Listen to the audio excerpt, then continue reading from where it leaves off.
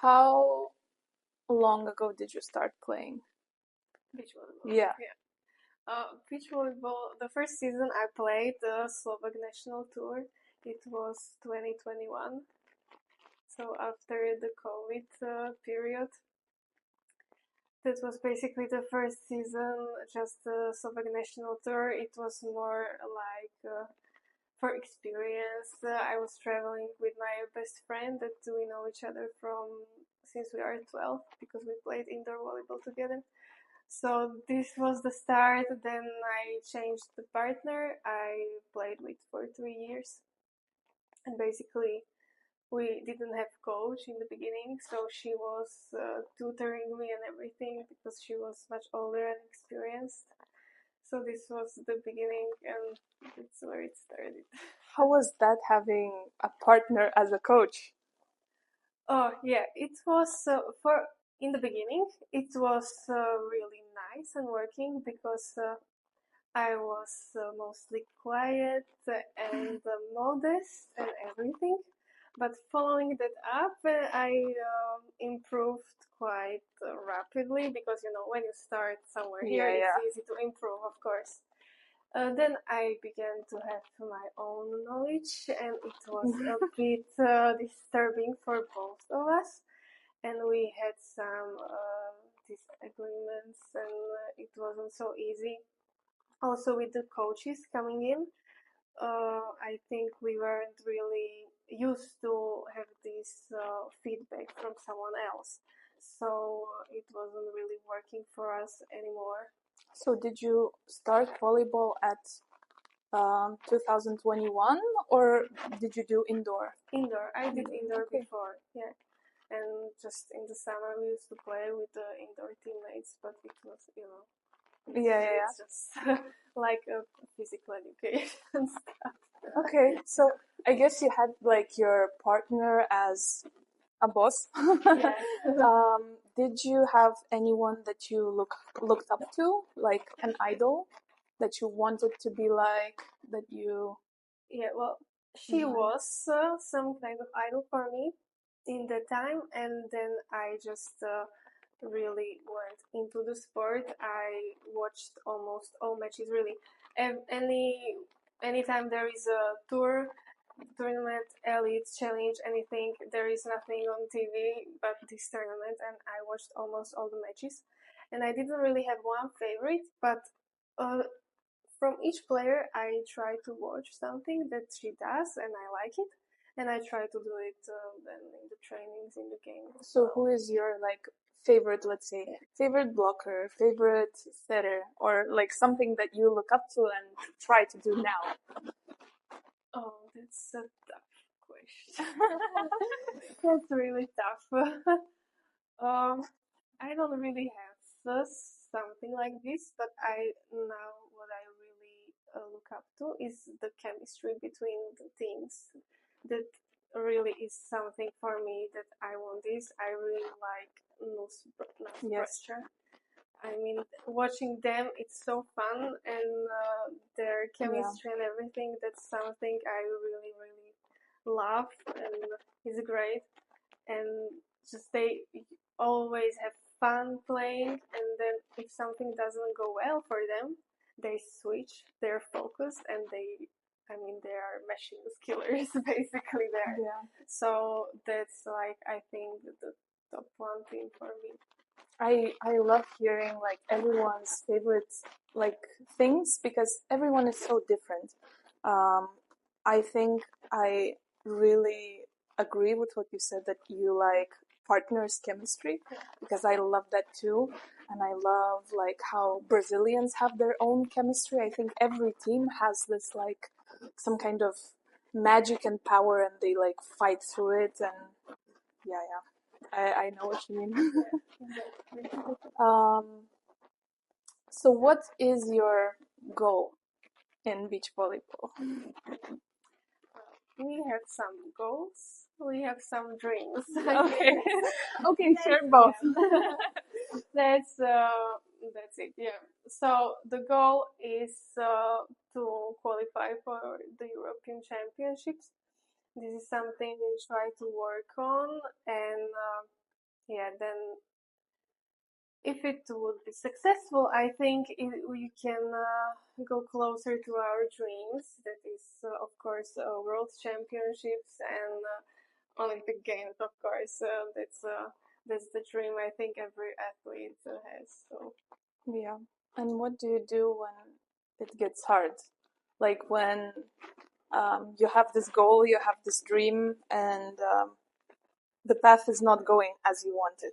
yeah, yeah. Well, that's really tough, and I think it's really important to have supportive people around you. So I think we have this. Our coach is really supportive. Also, our physical and conditioning coach that we have is really like he gives us so much power and strength, not only physically but mentally as well. And also, I think my boyfriend, he's really supportive and he really talks to me. He's not easy on me, you know. I once I came from training and I said like it was so hard, I almost vomit. So maybe I have to do less. And he said, "What are you saying? You want to do less? No, do harder and vomit. I don't care. You do it because you want to get better. If you will do easy on yourself, you won't get better. So you lose your time." So this is like the pushing elements that really go into my mind, and then I sometimes it gets worse, and he's not with me.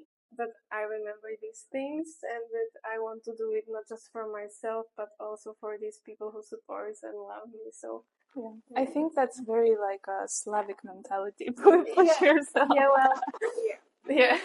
Because I think Americans do not agree with this. I think my dad, as a coach, he used to be like this, but at some point he started repeating, "We are trying to achieve American mentality. We do it because you want it." Because I think the whole like old system was made into like we torture you till you are good. Well, yeah, and also, yeah, we are like raised in this mentality that doing good is standard. You don't praise yourself for this, but doing bad is something you should think about. Like, this is not good. If you're doing bad, think about yourself, do something harder. But if you're doing good, no one tells you, yeah, great work. But they're just like, yeah, that's the standard. I probably know your answer, what you would answer as an athlete, but do you think it is necessary to be successful to be worthy? Because I think, like, deep in my mind, if I look from my athlete's perspective and how we grew up in this system, I do think that I need to be successful to be worthy. And that's how, like, I struggled a lot with my dad as well. I always felt like if I'm not good at playing, I'm a bad daughter.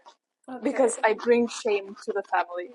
But I think as a person, it is very heavy burden to carry that if I don't win a medal, a piece of stone, I'm not worthy.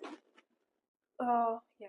Well, thinking about this, if I look at other people, I don't think it's necessary to be successful to be worthy. But if I judge myself, I am maximalist in everything. Also at school, I always had to be the best, I always had to have 100% from tests, from everything. If there was some competition at school, I must win, I must be the best. So that's something, I don't know where it came from, because none of my parents raised me like this, but somehow that's my nature. So yeah, sometimes I think I have to be successful, but not really to be worthy, but to be comfortable and satisfied with myself. Okay. And if you are, let's say, doing this not for a medal, what are you trying to chase? For example, if it's not for Olympic medal, if it's not for a world championship medal, what are you chasing? For example, validation, your identity, love for the sport. Do you know what I mean? Or should I try to answer? Try. I think for me, a long time it was like identity and validation, that I wanted to be known as this person that does the sport and is, as I said, like worthy because achieved something.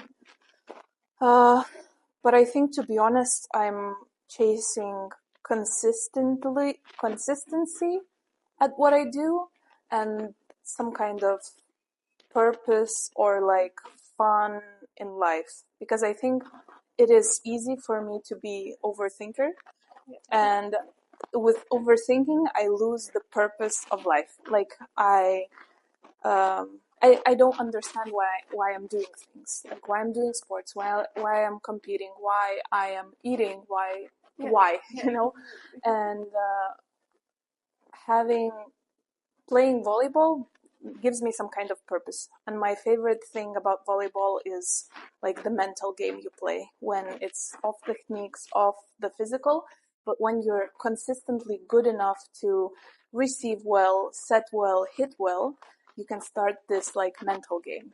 And that is really interesting for me.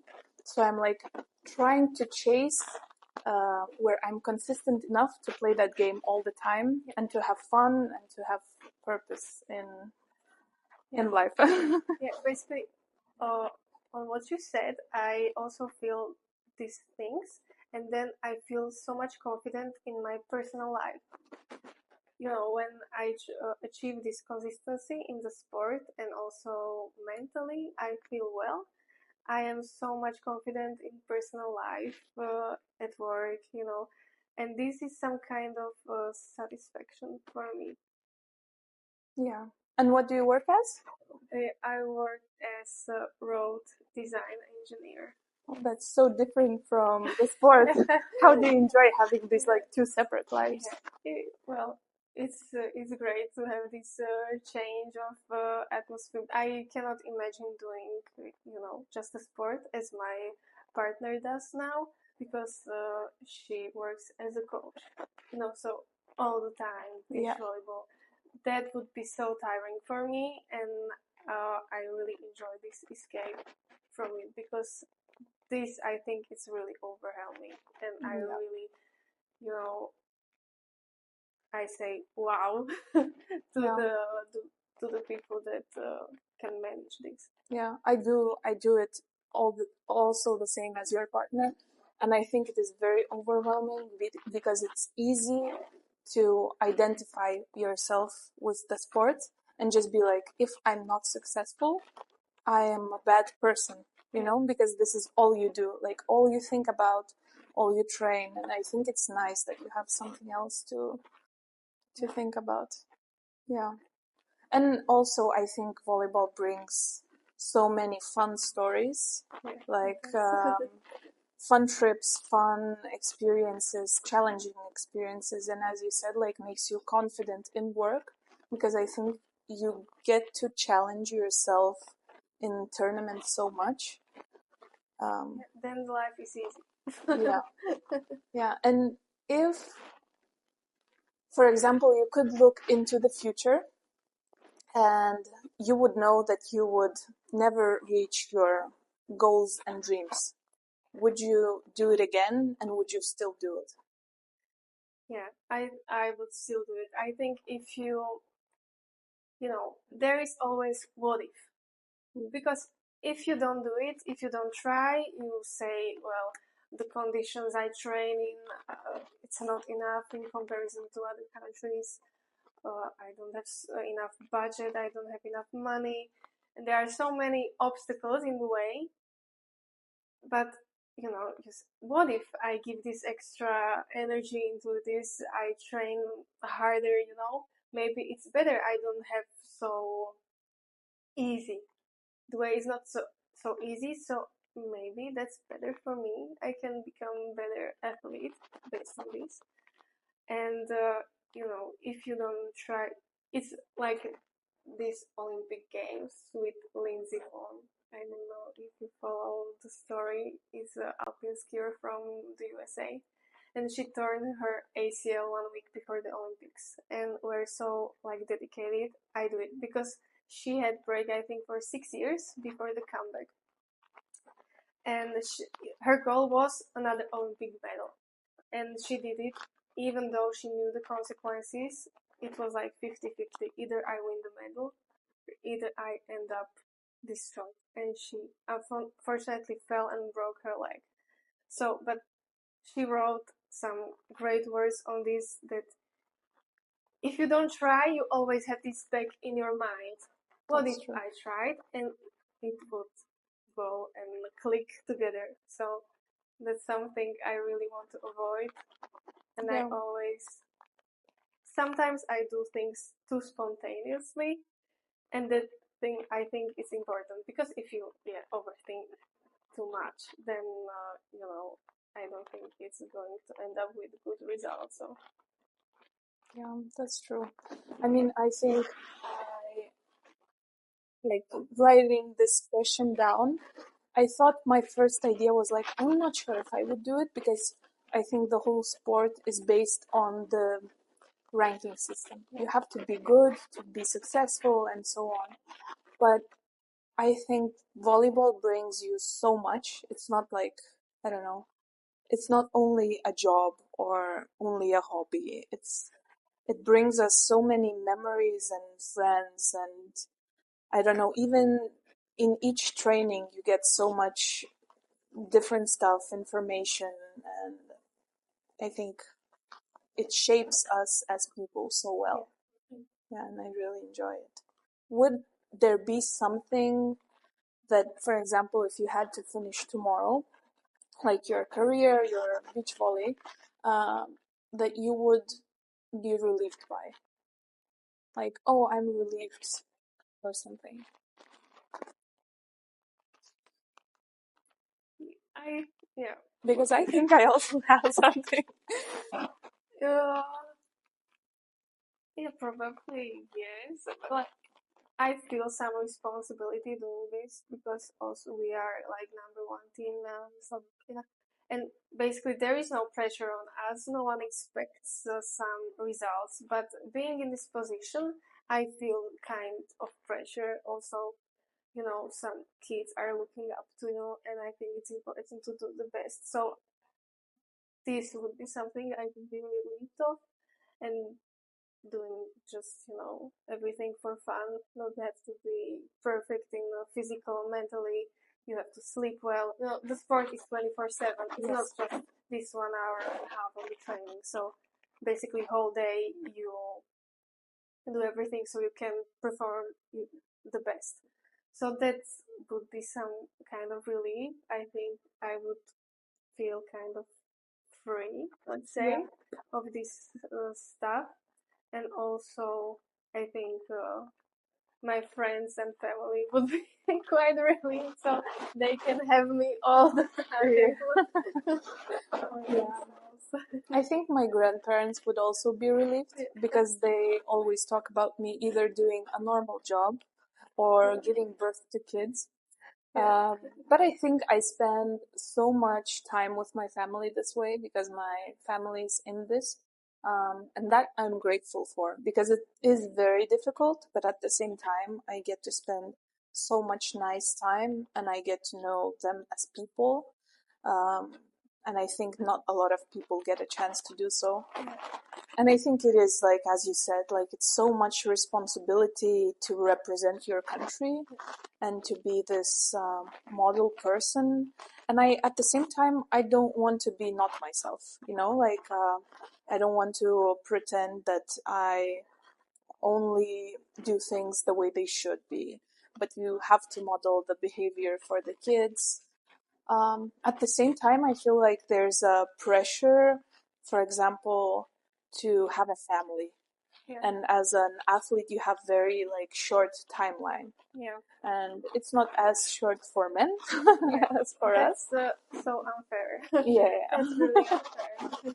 Yeah, but I think the girls or women that do it, I admire them so much. I think Agata is my hugest idol.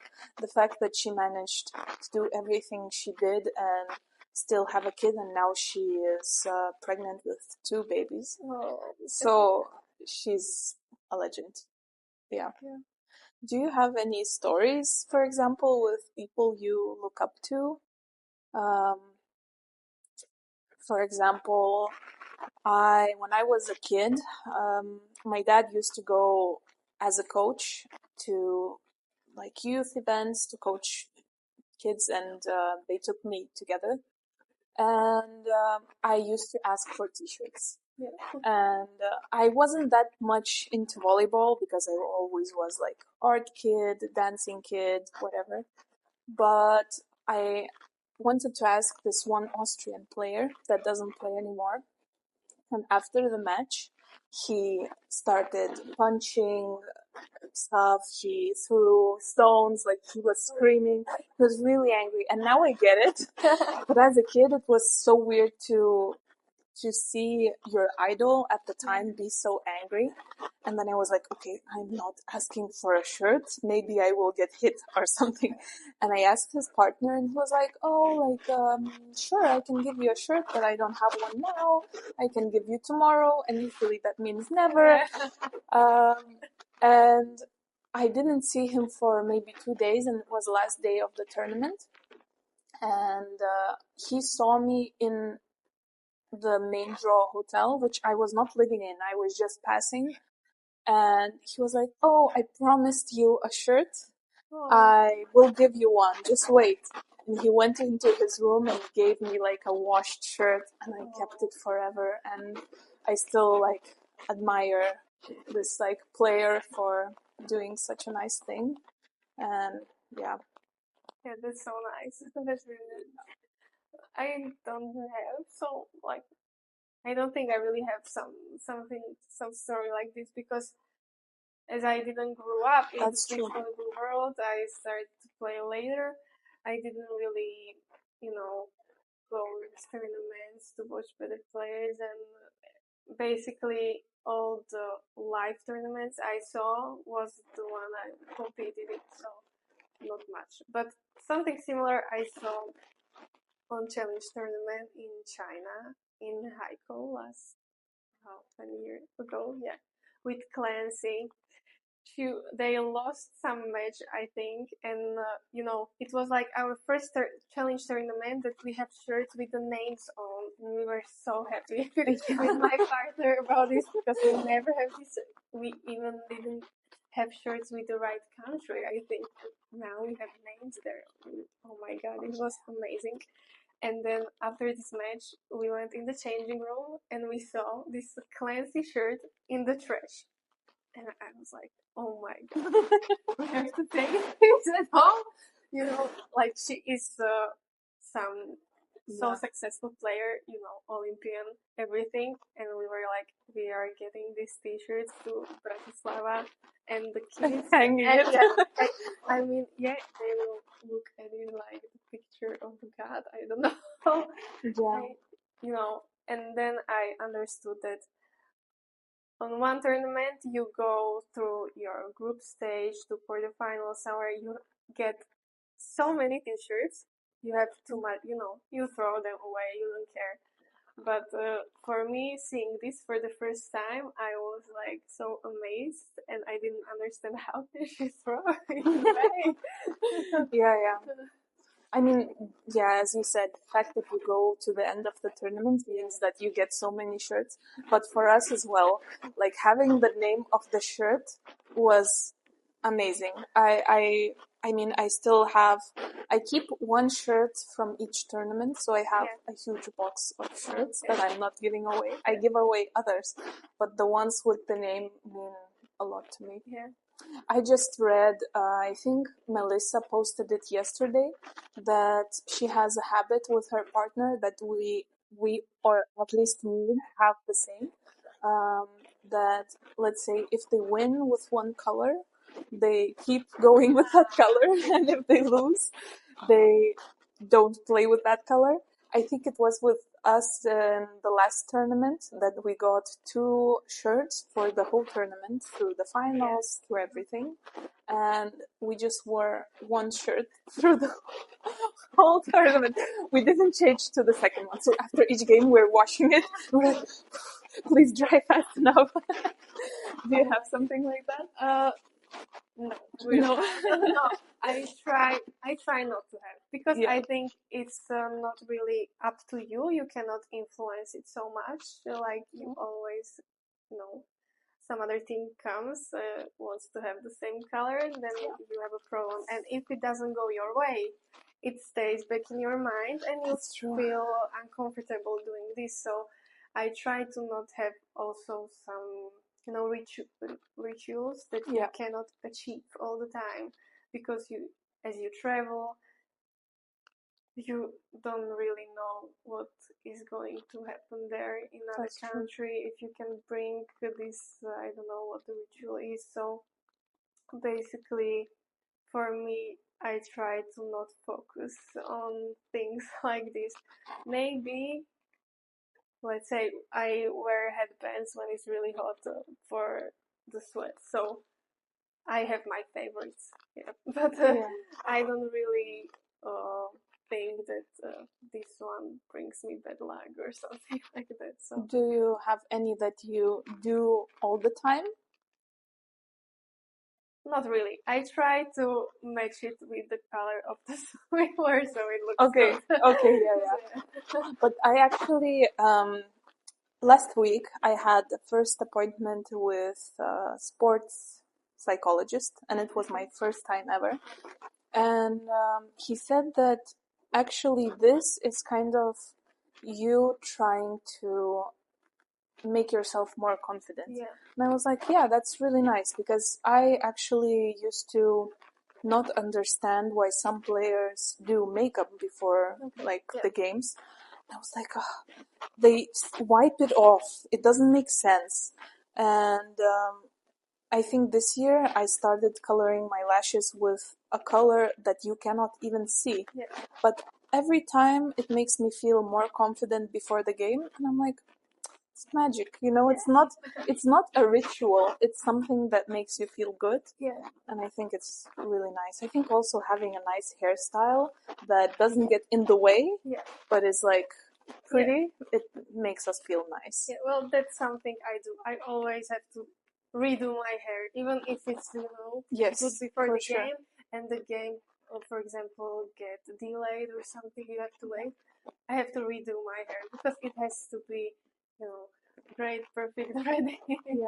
and fresh. Yeah. So I think I like when it's a day, it's not like a pro tour tournament, but for example, like a Polish championship or like national championship that I play, where you play like 4 or 5 games in a day. I think that every time I shower in between the games, it's bad for me. Like I every time lose. So I am convinced that I can only do water until here and not wash my head, because I am like a freak with washing my head. I like to wash it every day for sure, if not 2 times a day. So I try not to have these, as you said, like rituals or habits, and I don't think they ruin my game. But at the same time, when I can do all of them, I can feel amazing. I'm like, yeah. Yeah, I love it, but at the same time, I'm afraid, as you said, not to won't be able to do them, and then to think that it ruined my game because of that.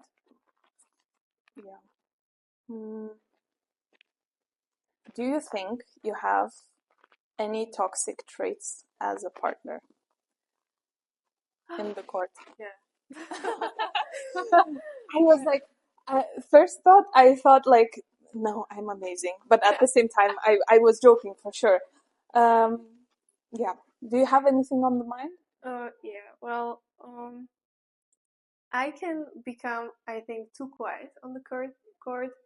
I'm not that expressive person, even out of the game, out of the court in real life. So that's something maybe my partner won't appreciate, so I cannot maybe sometimes cheer her up to, like, if things doesn't go well. Also, if things doesn't go well on my side, and in this, I think with my partner we are really similar to each other, because we focus on ourselves sometimes too much, and we close for each other.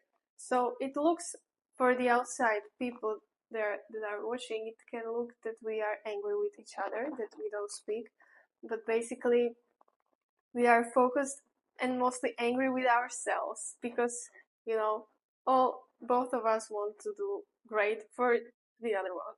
So that's something it's worth working on, I think, to be more cheerful and to have this energy all the time.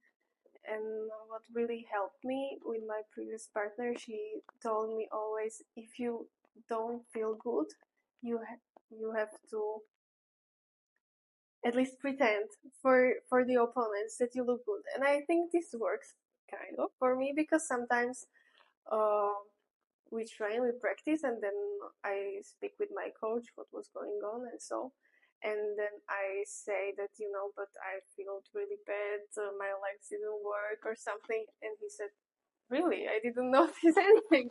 Yeah, that's great. So it works.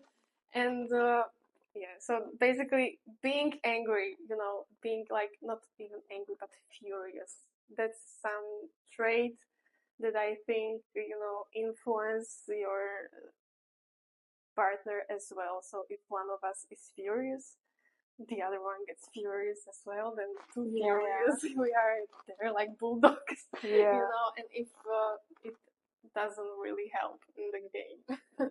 Do you think it would be helpful if your partner was this like jolly person that's like, oh, good job, let's go, like American style?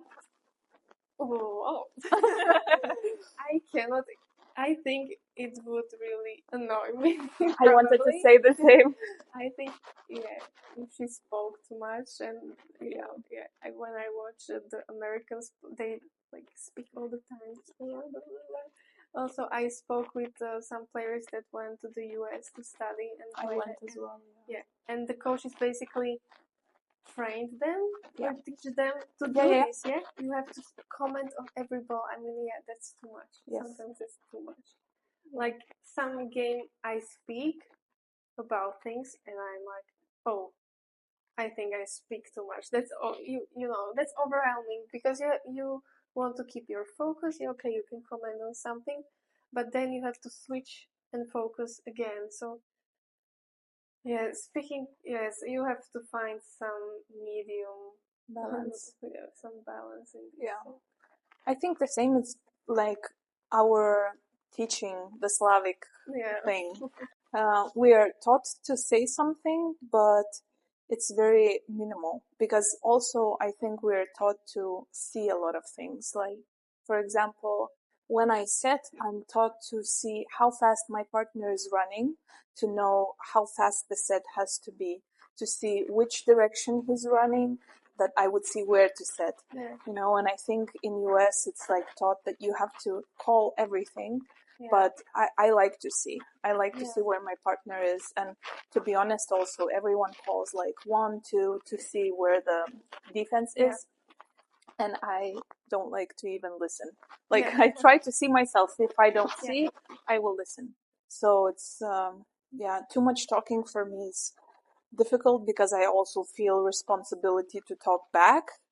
And I'm not this extroverted person to chat all the time. I can pretend for a little bit, but my battery gets down. Is there anything that, for example, as you said, like you pretend that doesn't bother you, but bothers you? Like, for example, that your partner talks too much, and you say like, "Oh, nice," and then your mind, you're like, "Oh, shut up." I don't know. Something bothered me, and she knows it. Everyone knows it. My partner has the urgency to go to the I think it's a lot of people. And if there are these games that we have to wait for them, there is a tie break before, and so we warm up. She goes to the toilet, she comes back. We continue the warm up. Then she has to go to the toilet again. We continue. Or the training. We start the training, but oh wait, I have to go to the toilet. And she comes earlier for the trainings, so she is ready on time. But she has to go to the toilet right at the start of the training. I don't know how to work with this. I cannot. What do I do? That's some primal you have. Yeah. So Do you think there's anything like that annoys her about you? yeah, for sure. Yeah. I think it's the same with my partner. She always says like we always have these good games when I boss her around. She calls it like this. I don't call it like this. I call it tactics. And she says, boss Yeva woke up. That means the game is good. So she always says like, oh, you boss me around. So I think that's annoying to her. Or I get as well like sometimes quiet because I think I put so much responsibility on myself to be like, to control the game that I'm like, if we lose, this is my fault. Yeah. I didn't figure out how to win. Yeah. So it's my fault. And yeah, I sometimes close down or sometimes become a boss. So when I become a boss, it's good. It's a good sign. Yeah, it's a good sign. She hates it, but it's a good sign. Yeah. Yeah, and what makes it work for you, like as a team? What is the best thing that you have this like either technique wise you're pretty similar, or for example, she's a nice travel companion? Yeah, I think it has to be like full package. Yeah. Basically, because yeah, if we are good outside of the court, we are good on the court, I think. And it's really, I cannot imagine, these partnerships that they don't really speak with each other. I think it's really important to, know each other out of the court as well, because the traits you have as a person, it reflects on the court so much. So this is something, it's really important for me, and the chemistry basically has to be there.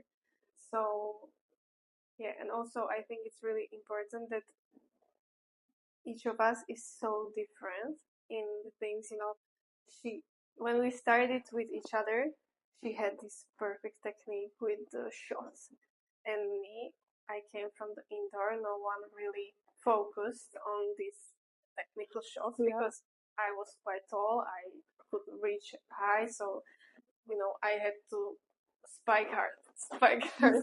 And then we came to this first training after break. Let's do high line standing. Yeah. High line, 2 meters out of the court. And she always, hit right in the corner. And I was like, oh my gosh, what am I doing? That's horrible. So, that's really, I think, great that she has these traits. She can hit the ball right with these shots. Then I can be more like the powerful player, and we can like mix this up. So I think maybe not every, but most of the team has these players that are more technical and more like hard attacker, and basically what you prefer to defend, you choose which player you serve. So I think you're very right about that it is nice to have everything. I think most people don't have everything in their team. That's why only a couple of teams are so like magic together. But I think it's mostly relevant and important to girls, because I think there are guys that don't get along, but they play well together, and I think it's not as important. But because for us, it's like we always have these like snakes in us want to bite. Yeah, and it's like getting along off the court is so important to us to feel the magic in the court. Yeah. Yeah, because I also like had experiences where we play on the court pretty well, but off the court it's a bit more quiet, or we don't travel together, and it is way more difficult because it is hard to separate two things. It's the same as training with my dad, for example. Everyone asks if I can separate the two, and to be honest, I can't. Like, it's if my coach is saying I am bad player, at the same time my dad is saying that I'm a bad player. So it's very difficult. I think, yeah, he always says that if he said that to a guy, he would just take it as it is. You know, it's like a coach said it. But I think as a girl, I cannot differentiate the two. This is something we have in team as well, because my partner is in a relationship with our coach, so they live together, they do everything together.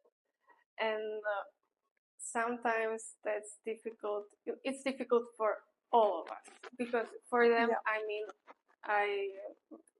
I wouldn't be, really like be in their skin. Yeah. I cannot imagine this.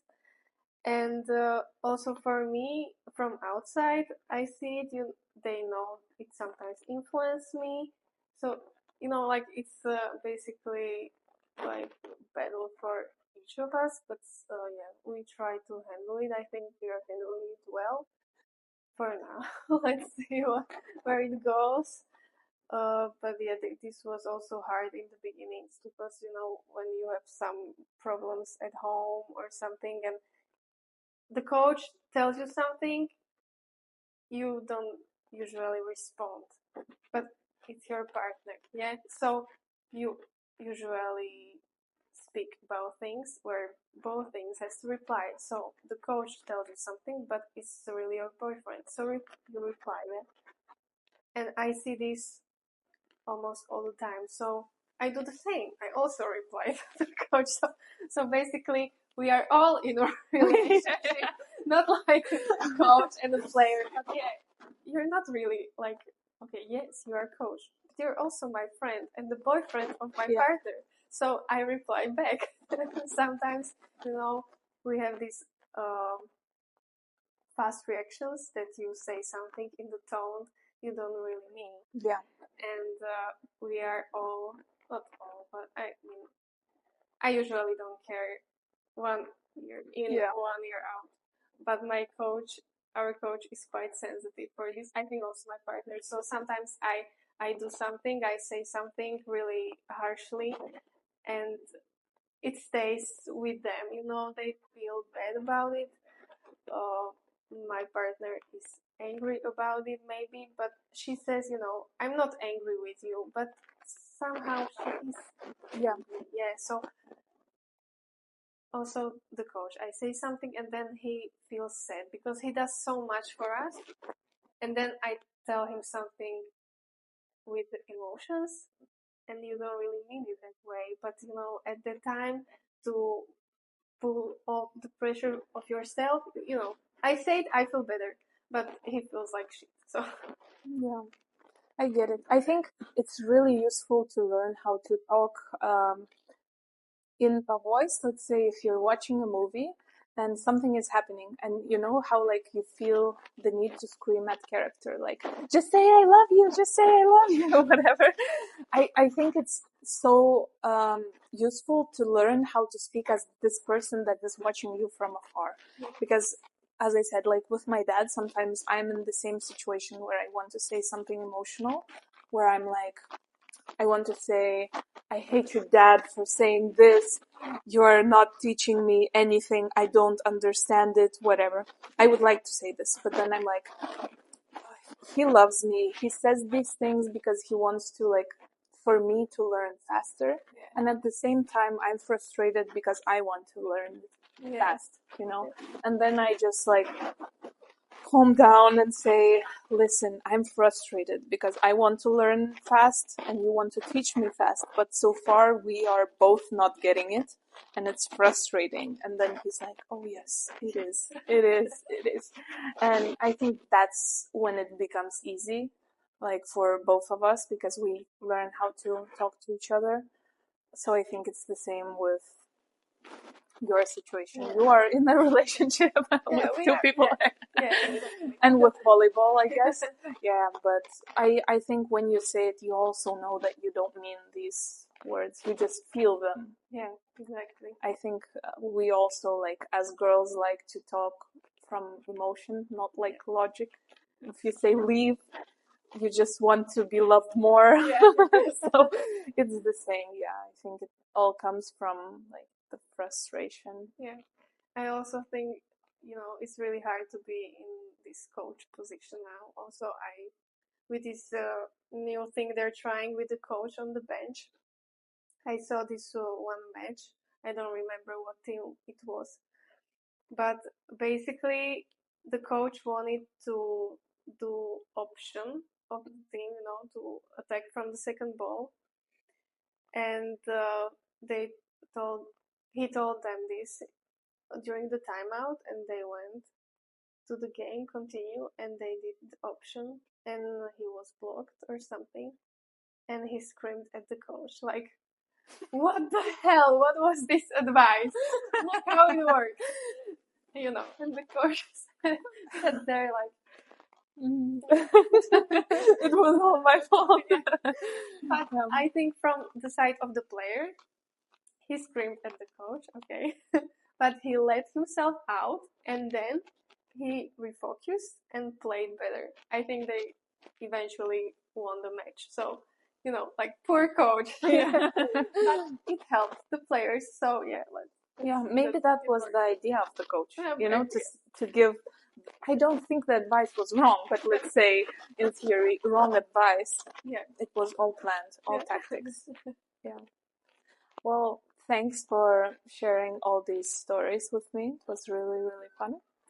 And I think we talked a lot about like deep things, which is, interesting. Yeah. Yeah. I really enjoyed it. Thanks. Yeah.